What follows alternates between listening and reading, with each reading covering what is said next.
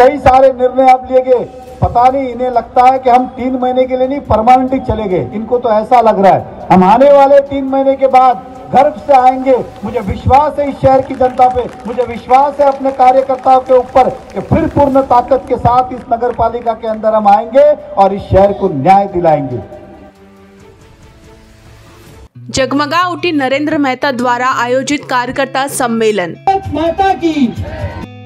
कार्यकर्ता सम्मेलन को लेकर जहां बीते दिन रवि व्यास ने सोशल मीडिया पर एक वीडियो में कोई भी ऐसे कार्यकर्ता सम्मेलन में ना जाए यह कहते हुए पूरे बीजेपी कार्यकर्ताओं में हड़कंप मचा दिया था। कोई भी कार्यकर्ता मिलावा 27 तारीख को आयोजन नहीं किया गया है।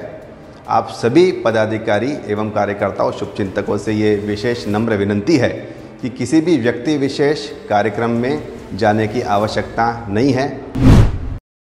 नमस्कार, मैं सचिन दुबे, आप सभी दर्शकों का इंडियन सिटीजन टीवी में स्वागत है। इस समय हम मीरा रोड के उसी ग्राउंड में मौजूद हैं जहां पर पूर्व विधायक नरेंद्र मेहता द्वारा कार्यकर्ता सम्मेलन का आयोजन किया जाना था और आप देख सकते हैं कि इस ग्राउंड में किस तरीके से भीड़ आई हुई है। इस कार्यक्रम पर चर्चा भी काफी दिनों से शहर में थी और इस कार्यक्रम की जो चर्चा है वो इसलिए भी बढ़ गई थी क्योंकि इस शहर के भारतीय जनता पार्टी के जो जिला अध्यक्ष हैं एडवोकेट रवि व्यास, उन्होंने एक वीडियो जारी करके ये कहा था कि यह कार्यक्रम भारतीय जनता पार्टी के द्वारा नहीं किया जा रहा है, यह कार्यक्रम एक प्राइवेट लिमिटेड कंपनी द्वारा किया जा रहा है। तो वहीं 27 तारीख को आयोजित कार्यकर्ता सम्मेलन में बीजेपी कार्यकर्ताओं की भीड़ देखते ही बन रही थी। इतना ही नहीं, इस कार्यकर्ता सम्मेलन में रवि व्यास से जुड़े कई कार्यकर्ता भी दिखाई दिए जिन्हें मंच से सम्मानित भी किया गया।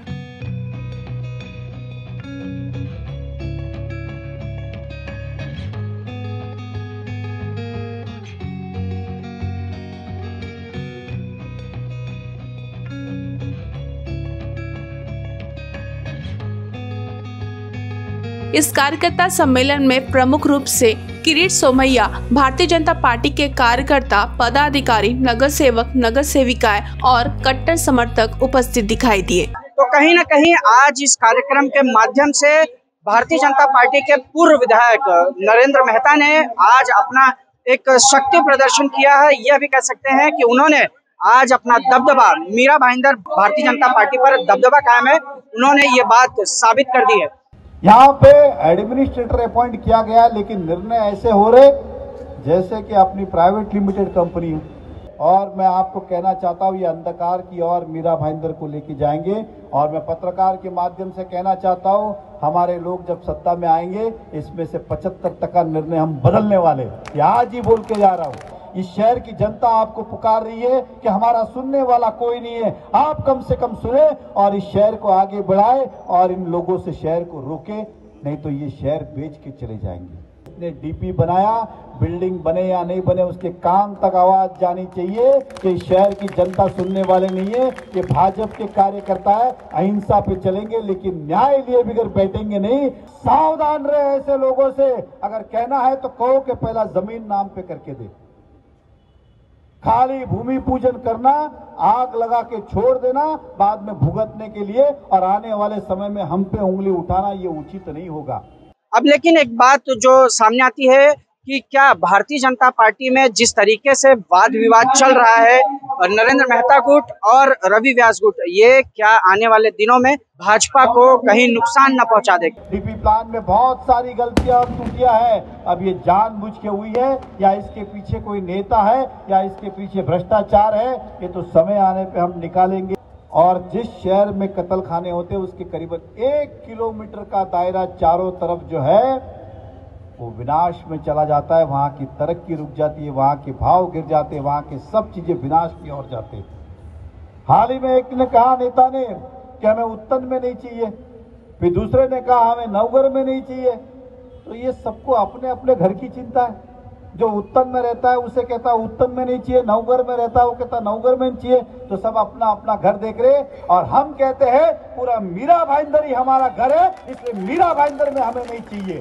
कई बड़े नेताओं ने इन दोनों के बीच में सुलह कराने की कोशिश की, लेकिन इसके बावजूद भी ये जो दो नेता हैं वो जब भी कोई बड़ा नेता आता है शहर में तो एक मंच पर दिखाई देते हैं, लेकिन जब वो नेता शहर से चला जाता है तो इन दोनों के बीच में जो गुटबाजी है वो अपने चरम सीमा पर पहुंच जाती है। लेकिन आज इस कार्यक्रम में भारतीय जनता पार्टी के कद्दावर नेता माने जाने वाले किरीट सोमैया वो इस कार्यक्रम में मौजूद रहे। इस पूरे कार्यक्रम के बारे में क्या जानकारी दी है नरेंद्र मेहता ने, किरीट सोमैया ने, आइए आपको विस्तार से दिखाते हैं। देखिए, आज का कार्यक्रम हर साल की तरह इस साल भी दिवाली का स्नेह सम्मेलन का आयोजित किया था और कार्यकर्ता बड़े उत्साहित थे क्योंकि सभी को मिलने का मौका मिलता है एक दूसरे से और बहुत ही सुंदर कार्यक्रम रहा। और इस कार्यक्रम के दिन हमने एक संकल्प लिया है कि जो आने वाले डीपी के अंदर जो जनहित की बातें और शहर हित छूट गया है, कुछ लोगों ने अपने तरीके से इस डीपी प्लान के अंदर गड़बड़ किया है, उसका हम निषेध भी करेंगे और रोड पे भी आएंगे ताकि आने वाले समय के अंदर शहर को नुकसान ना हो, इस शहर की जनता को नुकसान ना हो, इसके लिए उसका एक आंदोलन करेंगे। सर, भाजपा जिला ने इस कार्यक्रम में लोगों को ना आने के लिए आह्वान किया था और एक वीडियो जारी किया था। मैंने वीडियो देखा नहीं है और मैंने अपनी तरफ से उनको निमंत्रण दिया था। आपने इशारों में कहा किरीट जी मीरा भाईंदर वंस मोर। मैंने नहीं कहा वंस मोर, मैंने कहा कि मीरा भाईंदर के अंदर आप आए उस आंदोलन के अंदर ताकि आंदोलन की ताकत और गरिमा और बढ़े और किरीट जी जिस विषय को हाथ में लेते हैं वो मार्गदर्शन भी करते हैं और उसको अंत तक पहुंचाते भी है। तो ऐसे व्यक्ति की प्रेरणा मिलेगा तो जाहिर रूप है कि इस मीरा भाईंदर का आंदोलन जो वैसे भी सफल होगा, लेकिन किरीट जी के आने के बाद सोने पे सुहागा होगा। ये चुनाव के लिए था कि आने वाले समय के अंदर चुनाव आने वाला है तो वो भी एक प्रकार का मैच ही होता है कि भाई हमें अपनी तरफ से पूरी बैटिंग करनी होती है कि इस शहर को न्याय दिलाने के लिए हमें उन तमाम विरोधक की बॉल के ऊपर चौके छक्के। कितना तरतूत था? 1 करोड़ था। आपकी जानकारी के लिए बजट में हमने कोई ऐसी तरतूत नहीं की। और रास वाले का आपको बोलता हूँ कि जितने भी हेड होते हैं, अगर आप देखेंगे तो हम करीबन 8 साल सत्ता में रहे, हमने 1 रुपया भी कभी खर्च नहीं किया। वो स्टैंडर्ड फॉर्मेट होता है कि जितने भी हेड होते हैं, हेड को बदला नहीं जाता है, उसलिए रहता है।